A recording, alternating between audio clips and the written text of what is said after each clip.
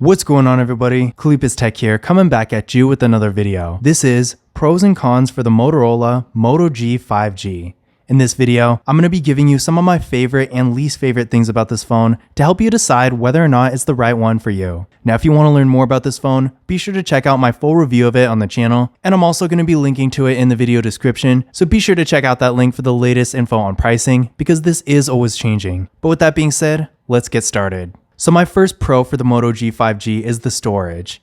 With this phone, we're getting 256 gigabytes of internal storage with microSD card expansion, so for a mid-range phone, this is pretty much as high as you're gonna get. Sure, there are phones out there that have stuff like 512 gigabytes and even a terabyte of internal storage, but those are flagship phones which are quite a bit more expensive than this. And don't forget, with this phone, we are also getting microSD card expansion, so even if you somehow use up all 256 gigabytes on the phone itself, you can always use a microSD card to offload stuff like photos and videos, for example, and get even more space out of it. So if you're really a power user, if you have a bunch of apps and photos and videos and stuff like that, then the Moto G 5G is going to be a great choice for you. My second pro for the Moto G 5G is the powerful main camera. Now, as far as the actual camera setup goes, to give you a quick rundown of what we got here, for the front-facing camera, we got a nice hole punch design here, and this camera is 13 megapixels.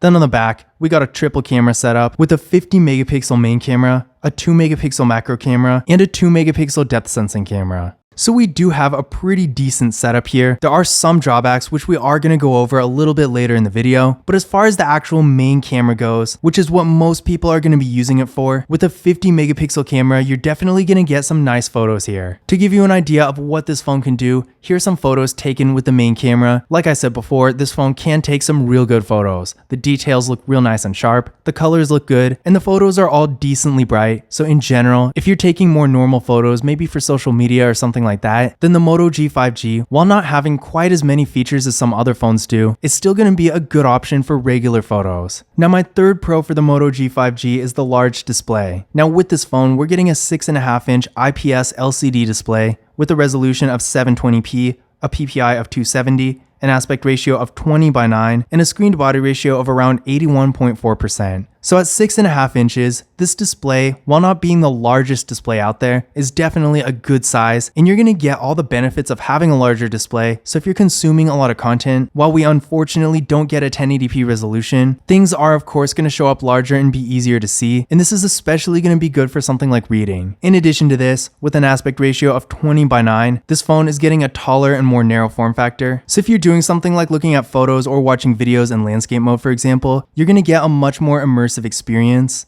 And if you're doing something like reading, you'll be able to fit more content on the screen without having to scroll as much. And on top of all this phone does have a 90Hz refresh rate, so the movement on the screen is going to be a little bit faster and smoother, which is going to be great for stuff like watching videos and playing games. And even when you're just using the phone in general, it's going to feel a little bit more premium. So overall, if you're looking for a phone with a good display for basic content consumption, then the Moto G 5G is going to be a good option.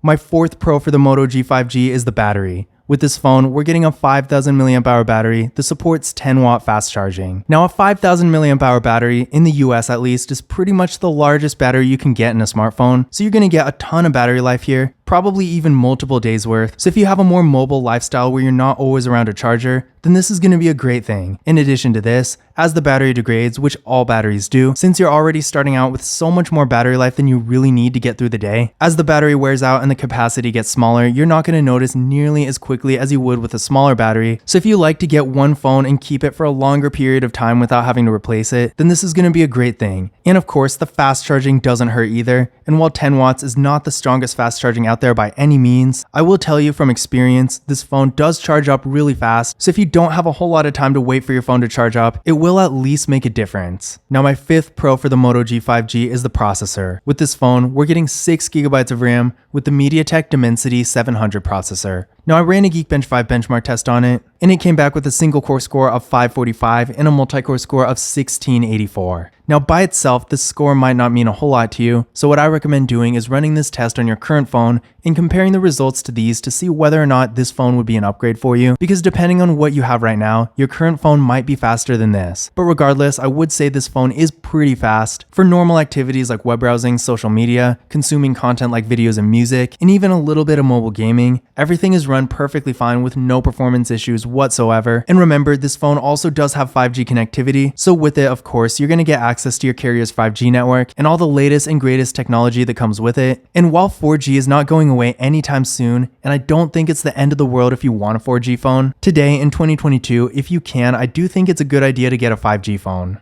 But now that we've gone over some of the good things about this phone, let's talk about some of the not so good things. So my first con for the Moto G 5G is the 720p resolution. With this phone, having a 720p resolution is quite a bit of a drawback because pretty much every other phone in this price range has 1080p instead, putting it at quite a disadvantage. Now the image doesn't really look bad. For only being 720p, it is decently sharp, but at the same time, again, compared to a 1080p resolution, you will see a difference. So if you really want the best phone you can get for content consumption, then although this phone really isn't bad, there's still a lot of other phones in this price range that are quite a bit better. My second con for the Moto G 5G is that there's no ultra-wide camera. Now on one hand, to be fair, like I said before, this phone does have a really good main camera that takes some real nice photos, but seeing that there is no ultra-wide camera on this phone is definitely a disappointment because just like with the resolution thing, pretty much every other phone in this price range does have an ultra-wide camera, and not only is the feature really useful, but it's also really popular, and in this day and age, seeing that even a lot of entry-level phones have that feature, having an ultra-wide camera is getting to be an expectation for pretty much any phone in this price range. Now my third con for the Moto G 5G is that there's no 4K video recording. Now to be fair, although a 1080p resolution and an ultra-wide camera are definitely expectations for phones in this price range, the ability to record 4K videos at this level is a little bit less common. But that being said, there still are several phones in this price range that do record 4K videos, and the weird thing about this is that pretty much no Moto G phone in 2022 can record 4K videos, but the Moto G Stylus 2021, which of course is an old phone now, was able to record 4K videos and they took that feature away, and it is pretty disappointing that they never brought it back in any of their other phones. Now again, that being said, I want to say the vast majority of phones in this price range can't record 4K videos either. The only one I know of off the top of my head is the Samsung Galaxy A33 5G, which is really an amazing phone for what it is. So this specific phone not being able to record 4K videos isn't that much of a drawback, but at the same time, if you're recording a lot of videos and you do prefer higher resolutions, it is something to keep in mind all the same.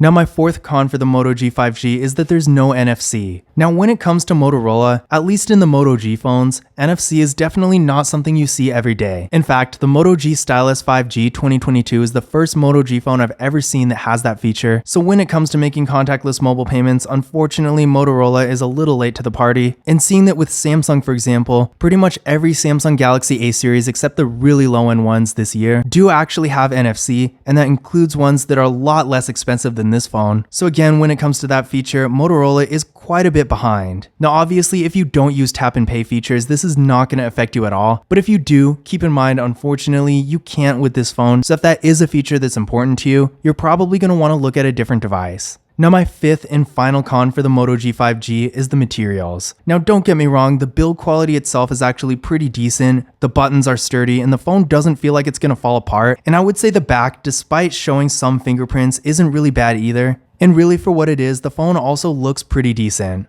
But I will say, holding the phone is a completely different story. It is made entirely of plastic, and not only is it full plastic, but it also feels pretty cheap. So if you're expecting a phone that feels a little bit more premium like the Moto G Stylus phones, then with the Moto G 5G you are going to be a little disappointed, especially since it doesn't really have a whole lot of weight to it either. But those were my pros and cons for the Motorola Moto G 5G. Honestly, despite it not being a bad phone at all, I do have some mixed feelings about whether or not it really provides a whole lot of value for the money, especially considering the other options out there. But all the same, if you do want to learn more about this phone, what its features are, and what kind of value it really provides, be sure to check out my other videos about it on the channel. And for the latest pricing, I will be linking to it in the video description because this is always changing. But I hope you enjoyed this video, and I hope you found this information useful as well. If you did, don't forget to give it a thumbs up and hit that subscribe button. But as always, I will see you in the next video.